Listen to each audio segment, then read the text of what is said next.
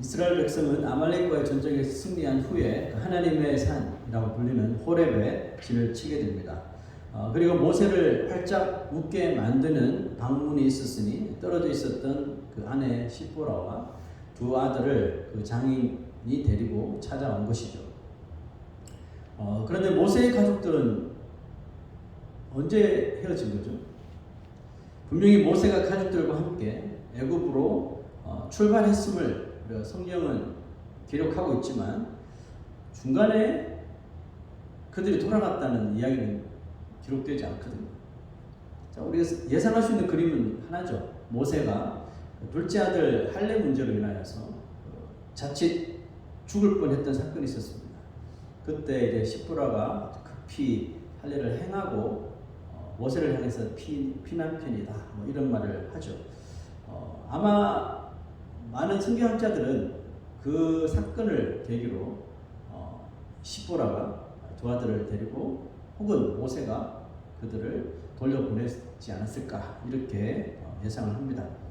모세의 가족들이 애굽으로 같이 가지 않고 돌아간 이유를 성경은 말하지 않으니까 자세히 알 수는 없습니다. 그러나 부모의 입장에서 한번 그 사건을 유추해 본다면 애굽에 들어가는 것이 들어가기 전부터 이렇게 위험한 일들이 막 생기는데 자녀들에게 좀 위험하다고 판단할 가능성이 적지 않아 있겠죠. 물론 자녀들을 위험한 곳으로 인도하는 부분은 없습니다. 하지만 좀 아쉬움이 남는 게 있어요. 그건 뭐냐 하면 모세의 자녀들이 안전하게 그 할아버지 이드로의 집에서 머무는 동안 만약에 모세와 같이 있었다면 경험할 수 있었던 놀라운 순간들을 그들이 다 놓쳐버렸다는 거죠. 열재앙을 애굽 땅에 내리는 동안 이스라엘 백성들을 철저하게 구별하셔서 지켜주심을 그들은 보지 못했죠. 홍해가 갈라지고 그 마른 땅 안으로 이 이스라엘 백성들이 건너고 또 건넌 후에는 이 바로의 군사들이 다 그게 수장되는 그 장면들을 그 경험들을 다 놓쳤죠. 또 쓴물을 단물로 바꿔주시고 아말렉과의 전쟁을 정말 기도로 승리케 하신 그 은혜들을 다 놓쳤죠. 사실 출애굽 사건에서 열재앙 또 홍해 이야기 빼면 별로 없을 정도로 아주 이 두 사건은 임팩트가 아주 강하죠. 모세가 그것을 자녀들에게 보여주지 못했던 것을 아마 모세 본인도 좀 후회했을지 모르겠습니다. 참 그리고 공교롭게도 훗날에 이제 이스라엘을 이끄는 지도자들 그 명단을 보면 모세의 자녀들이 없습니다. 모세는 레위 지파 사람이잖아요. 그래서 그 가정에서 제사장이 나올 법도 했는데 아니면 뭐 종교 지도자가 나올 법도 했는데 그 자리는 모두 형 아론의 아들 그리고 후손들의 독차지가 됩니다. 성경은 너희가 하나님을 만날 만한 때에 만나야 한다 이렇게 말씀하시죠. 그 말은 하나님이 믿을 수 있는 기회를 언제나 주시는 것은 아니라는 그런 뜻이 되겠죠. 구약시대의 하나님은 어떻게 자기 자신을 보이셨나요? 때로는 꿈으로, 때로는 이제는 환상으로, 때로는 음성으로 혹은 이 기적을 통해서 하나님의 이 전능하심을 보여주셨습니다. 430년을 애굽에서 살았던 이스라엘 자손들에게 하나님은 당신의 그 전능하신 능력과 힘을 정말 이 어김없이 쏟아서 보여주심으로 그들로 하여금 하나님을 믿고 또 하나님의 말씀에 순종하는 믿음을 얻도록 하셨죠. 자, 그런 차원에서 볼 때 모세의 두 아들이 그런 기회, 무슨 기회죠? 믿음을 가질 수 있는 강력한 그 기회를 놓친 것은 훗날 그들의 삶에 적지 않은 영향을 끼칠 수밖에 없었다고 볼 수가 있겠죠. 모세의 족보를 공부하다 보면 참 한 가지 안타까운 내용을 접할 수가 있습니다. 모세의 첫째 아들이 게르솜이죠. 그 게르솜의 또 아들이 요나단인데 그 아들이 우상을 숭배하는 그 단 지파의 제사장이 된다는 그런 이야기입니다. 현재로 따지면 뭘까요? 목사 아들이 이단 교회의 목사가 된다는 뜻이겠죠. 성경 보죠. 사사기 18장 30절. 시작. 단 자손이 자기들을 위하여 그 새긴 신상을 세웠고 모세의 손자여 게르솜의 아들인 요나단과 그의 자손은 단 지파의 제사장이 되어 그 땅 백성이 사로잡히는 날까지 이르렀더라. 끝까지 이제 그 일을 하다가 죽었다는 그런 이야기죠. 결과론적이지만 만약 모세가 두 아들을 데리고 애굽으로 들어가서 하나님이 행하시는 강력한 사건들을 함께 보고 또 모세가 그 아들들에게 이게 하나님의 손이다, 하나님의 전능하신 능력이다, 너희는 평생 이 하나님을 의지해야 된다, 뭐 이렇게 교육했겠죠. 그렇게 다 경험했다면 그것이 만약에 이 두 아들, 특히 이 본문에 나오는 게르솜의 삶에 어떤 영향을 끼쳤을까 하는 생각을 해보게 됩니다. 뭐 잘은 몰라도 적어도 게르솜은 자신의 아들인 요나단이 정처 없이 떠돌아다니다가 단지 먹고 살기 위해서 우상 숭배하는 자들을 위해 제사장 직분을 허락하는 이 바닥 수준의 신앙으로까지 떨어지게 하지는 않았지 않았을까, 뭐 이런 생각을 하게 됩니다. 여러분, 하나님은 누구에게 신앙을 주십니까? 하나님이 행하실 일들을 믿기를 원하고 자신의 삶에서도 하나님이 함께 동행하시며 놀라운 일들을 이루어 주시는 것을 기대하고 그래서 자신을 하나님 앞에 드리는 사람이죠. 이런 사람에게 하나님께서 신앙을 주십니다. 모세에게 다시 가족들을 데리고 온 사람이 장인 이드로입니다. 이드로의 행동이 참 귀하게 보이는 이유가 바로 여기에 있다는 거죠. 그가 모세를 찾아온 이유가 뭐죠? 가족들이 함께 있도록 하기 위함이었지만 그것이 전부는 아니었어요. 자, 이 구절 보십시오. 1절. 모세의 장인이며 위대한 제사장인 이드로가 하나님이 모세에게와 자기 백성 이스라엘에게 하신 일, 곧 여호와께서 이스라엘을 애굽에서 인도하여 내신 모든 일을 들으니라. 누구한테 들었어요? 누군가에게 들었겠죠. 모세는 아닙니다. 아직. 누구한테 이 소식을 듣고 지금 애굽에서 난리난 일들, 또 그 광야에서 호렙산까지 오기 전에 일어났던 일들을 소문이 이제 막 퍼진 거죠. 그러면서 이 이드로가 그 소문을 듣고 온 거죠. 이드로는 이방인이죠.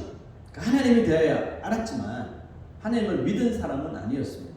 하지만 애굽에서 일어난 엄청난 소식들, 이 이야기들을 누구를 통해서 듣게 됩니다. 그리고 그 하나님의 행하신 일을 직접 경험했던 자기 가족, 특별히 사위 모세에게 찾아가서 직접 그 당시의 상황들을 듣고 싶어 했던 거죠. 마치 니고데모가 예수가 정말 하나님의 아들이신지 그것을 알고자 밤늦게 찾아왔던 것처럼 이 딸과 두 손자를 데리고 사실 이 이야기를 듣고 싶어서 온 거예요. 믿음은 들음에서 나고 들음은 주의 말씀으로 인합니다. 성경은 분명히 말하죠. 믿음은 곧 하나님이 행하신 일과 또 믿는 자에게 행하실 일을 듣는 데서부터 시작된다는 그런 의미겠죠. 그러므로 성경은 바로 이것에 대한 하나님의 말씀이라는 거죠. 여러분은 어떻게 교회에 다니게 되었습니까? 어떻게 신앙을 가지게 되었습니까? 부모 때문입니까? 부모 때문에 자연스럽게 교회를 다니는 사람도 있고 배우자를 통해서 온 사람도 있고 친구 때문에 발을 교회에 들여놓은 사람도 있을 것입니다. 그러나 신앙이 생기는 통로는 바로 한 길인데 한 통로밖에 없죠. 그것은 하나님이 누구시며 또 나를 위해 하나님께서 어떤 일을 하셨고 나의 삶을 앞으로 어떻게 인도하실지를 들으면서부터 믿음의 삶이라는 것이 시작되는 겁니다. 저절로 되는 것은 하나도 없습니다. 아무리 부모, 배우자, 친구를 따라 교회를 나와도 자신의 삶에 대한 그 하나님에 대하여 듣지 못하거나 혹은 뭐 듣기를 원하지 않는다면 그 사람은 교회를 아무리 다녀도요, 교회 문지방에 닳도록 다녀도 믿음이 생기거나 믿음이 자라날 수가 없습니다. 그래서 저는 이드로가 하나님의 행하신 일들이 너무나 궁금해서 이게 정말일까? 사실일까? 이것이 너무나도 궁금해서 견딜 수가 없어서 부랴부랴 딸과 이 손자들을 데려다 준다는 이 핑계거리를 만들었지 않았을까 이렇게 생각합니다. 왜냐하면 뭐 언제라도 갈 수 있는 거죠. 언제라도 데려다 줄 수 있는데 굳이 이렇게 불쑥 찾아온 것은 분명히 이런 이유가 있었을 것이라 생각됩니다. 빨리 가서 만날 핑계거리를 찾은 거죠. 보십시오. 이드로가 모세를 만나자마자 곧바로 무엇을 합니까? 8절 시작. 모세가 여호와께서 이스라엘을 위하여 바로와 애굽 사람에게 행하신 모든 일과 길에서 그들이 당한 모든 고난과 여호와께서 그들을 구원하신 일을 다 그 장인에게 말하매. 그렇죠. 만나자마자 뭐 안 보고 뭐가 없었어요. 뭐 입 맞추고 그런 거 있었지만 곧바로 장막 안에 들어가서 이제 모세가 자녀들 만날 시간도 없어요. 아니요 뭐 만날 시간도 없었어요. 곧바로 그냥 장막에 들어가서 이 이야기를 한 거예요. 이드로가 그동안 일어날 일들을 하나도 빠짐없이 자세히 듣고 난 후에 자신의 마음에 아주 끓어오르는 벅찬 감동을 느끼게 됩니다. 9절 10절 시작. 이드로가 여호와께서 이스라엘에게 큰 은혜를 베푸사 애굽 사람의 손에서 구원하심을 기뻐하여 이드로가 이르되 여호와를 찬송하리로다. 너희를 애굽 사람의 손에서와 바로의 손에서 건져내시고 백성을 애굽 사람의 손 아래에서 건지셨도다. 뭐 하는 거죠? 확신하고 있는 거죠. 모세의 말을 듣고 야 하나님께서 이렇게 너희들을 건지셨구나. 그 너무 기쁜 거예요. 이 소식을 듣고.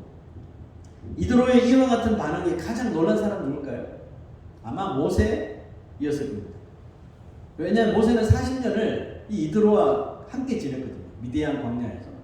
그가 어떤 사람인지를 너무나 잘 알고 있었던 이 모세에게 이드로의 이 행동은 또 이 고백과 이 찬양은 놀람을 떠나 어쩌면 충격이었을지 모릅니다. 그래서 성경은 그리스도인은 때를 얻든지 때를 못 얻든지 뭘 하라고 했어요? 복음의 주체이신 예수 그리스도를 전해야 된다 이렇게 말하고 있죠.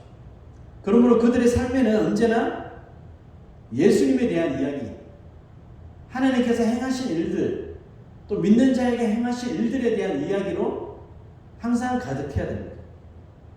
마치 모세가 이드로에게 하나님이 하신 일에 대하여 이야기한 것 같이 믿는 자의 삶에도 온통 하나님의 이야기로 흘러 넘칠 수 있어야 한다는 거죠.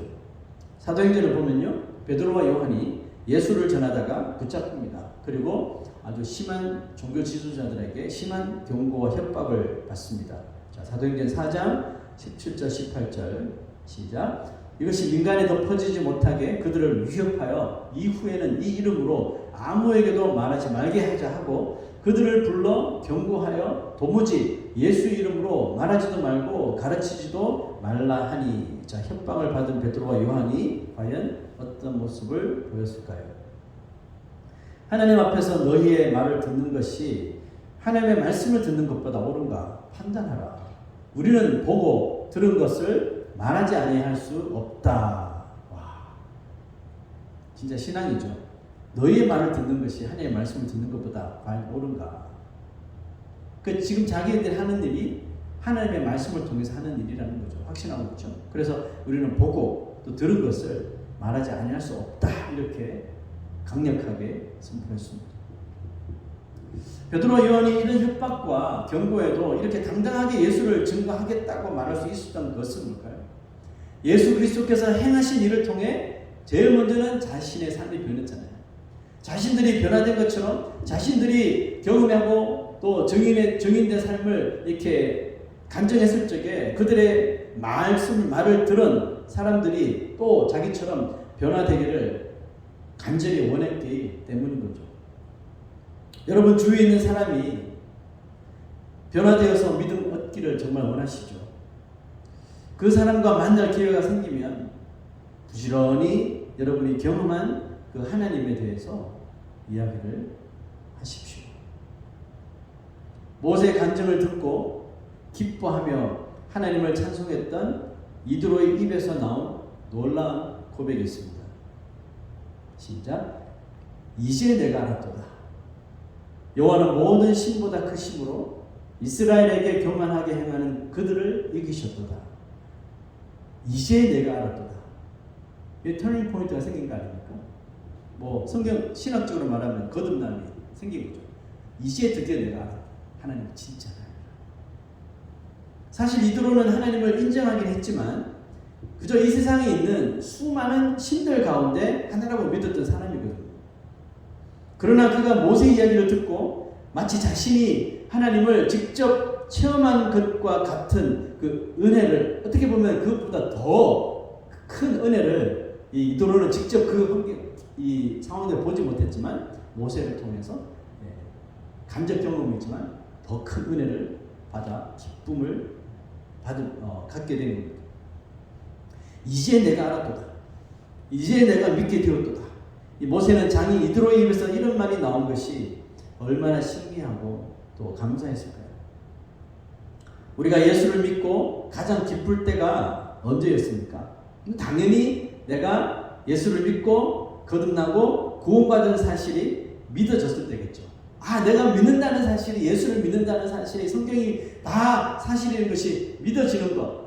여러분 그때 아마 가장 기뻤을 거예요. 그러나 거기서 멈추어서는 안 됩니다.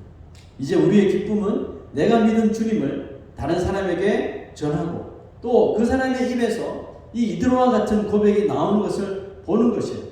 이제 내가 믿을 수 있어. 누구야? 나 이제 믿어져. 이런 모습을 보는 것. 그 기쁨을 우리가 보면 볼수록 우리는 또 뭐 할까요? 또 전하겠죠. 또 전하고 또 사람들에게 이야기할 거예요. 누구처럼요? 모세와 같이 또 베드로와 요한처럼 어떤 핍박과 어떤 경고에도 불구하고 입을 열 수밖에 없는 거예요. 왜? 우리가 보고 들은 것을 전하지 않을 수 없다라고 말할 수밖에 없는 것입니다. 자, 12절 보십시오. 모세의 장인 이드로가 번제물과 희생제물을 하나님께 가져오매 아론과 이스라엘 모든 장로가 와서 모세의 장인과 함께 하나님 앞에서 떡을 먹으니라. 이드로는 이제 자신이 하나님을 온전히 믿게 된 것이 너무 놀랍고 신기하고 감사하는 마음에 스스로 하나님께 감사의 제사를 드리게 되었습니다. 놀라운 사실이 있습니다. 아직 하나님께서 시내산에서 구체적으로 이 제사에 대한 그 내용을 이스라엘에게 던져주지 않은 시기거든요. 근데 이드로가 먼저 하나님 앞에 마치 알고 있었던 것처럼 이 번제물과 희생제물을 하나님 앞에 드린 거죠. 하나님이 우리에게 주신 믿음은 절대로 저절로 생기거나 또 믿음이 저절로 자라거나 성숙해지지 않는다는 사실입니다. 언제 우리의 신앙이 자라고 성숙하고 또 두려움 없이 강해질까요? 바로 신앙의 모험을 두려워하지 않을 때 우리의 믿음은 자라나게 되어 있습니다. 하나님에 대한 궁금증을 포기하지 말고 내일 알려고 하지 말고 바로 오늘 더 알려고 하면 할수록 우리의 믿음은 성장하게 됩니다. 그리고 끝으로 믿음은 나의 입으로 시인하고 또 열심히 증거할 때 이것이 더 사실로 다가오고 강해지고 단단해질 줄로 믿습니다. 사랑하는 우리 건강한 교회와 또 우리 성도들이 이와 같은 모습으로 성장하기를 주의 이름으로 축원합니다. 무엇보다 이드로가 하나님의 이야기를 통해 발견한 그 기쁨이 우리의 삶에도 항상 임하시기를 주의 이름으로 축원합니다. 아멘. 다 같이 일어나셔서 헌신의 찬송을 하나님 앞에 드리겠습니다.